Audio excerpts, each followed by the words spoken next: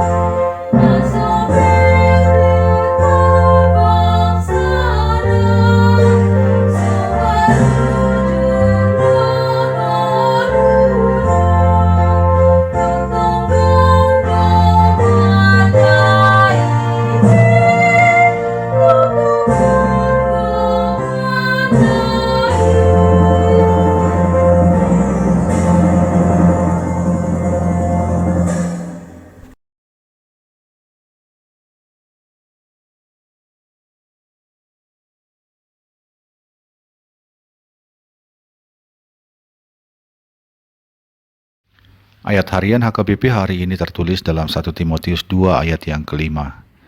Karena Allah itu Esa, dan Esa pula Dia yang menjadi pengantara antara Allah dan manusia, yaitu manusia Kristus Yesus. Sahabat Carpe Diem yang dikasihi Tuhan, pengantara atau perantara adalah sesuatu yang sangat lazim dalam kehidupan kita di dunia era digital sekarang ini. Platform e-commerce yang aplikasinya ada di handphone kita saat ini adalah perantara antara kita pembeli dengan para penjual secara online. Platform ojek online di aplikasi handphone adalah perantara antara kita dengan para tukang ojek di jalan, maupun juga antara kita dengan restoran yang kita mau pesan makanannya. Ada juga aplikasi perantara antara penjual mobil dengan calon pembeli, dan aplikasi perantara lainnya. Terhadap semua perantara itu, kita bisa memilih perantara yang paling kita sukai, entah karena layanannya yang baik atau karena harganya yang paling murah. Namun dalam firman Tuhan hari ini dinyatakan ada pengantara yang tidak bisa kita pilih selain Dia, yaitu pengantara antara kita dengan Allah. Karena hanya Dia satu-satunya pengantara yang dapat membawa dan mempersekutukan kita dengan Allah, yaitu manusia Yesus Kristus. Tidak ada yang lain yang dapat membuat kita memiliki persekutuan damai dengan Allah. Hanya Kristus. Tidak harta kita, tidak jabatan kita, tidak kepandaian kita, dan tidak juga perbuatan amal kebaikan kita. Hanya Dia, Tuhan yang menjadi manusia sepenuhnya di dalam Yesus Kristus. Dengan demikian, mengenal dan berada di dalam Kristus, Sang Pengantara, adalah hal yang mutlak bagi kita yang ingin dalam persekutuan yang indah dengan Allah. Kita mungkin khawatir akan kehilangan beberapa atau banyak hal yang kita miliki saat ini, entah itu harta, jabatan, pekerjaan, usaha, atau anggota keluarga. Namun kekhawatiran terbesar yang seharusnya ada pada kita adalah kehilangan persekutuan dengan Kristus sang pengantara itu. Karena harta yang hilang bisa diganti, pekerjaan yang hilang bisa juga ada gantinya dengan pekerjaan lain atau dengan usaha sendiri. Namun kehilangan Kristus tidak bisa ada gantinya. Oleh karena itu, saudara-saudara, janganlah kita mengejar hal-hal dunia, namun kehilangan Kristus. Tetaplah Kristus menjadi pokok kehidupan kita, maka Ia akan memberi kehidupan kepada kita dan menambahkan apa yang perlu bagi kita dalam kehidupan yang Ia berikan ini. Amin.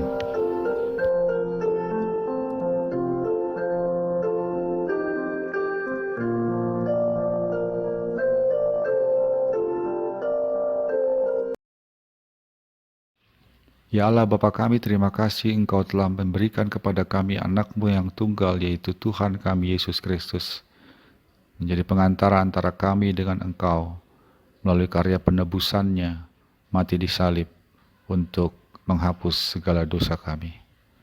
Biarlah ya Bapa, dengan pertolongan Roh Kudus, kami menghidupi iman kami itu dengan terus berpegang pada Kristus, sehingga kami tidak pernah kehilangan Dia, sebab Dialah satu-satunya pengantara kami dengan Engkau.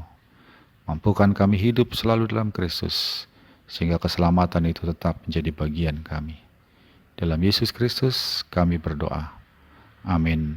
Kasih karunia dari Tuhan kita Yesus Kristus, anugerah dari Allah Bapa kita, dalam persekutuan dengan Roh Kudus menyertai engkau sekarang dan selamanya.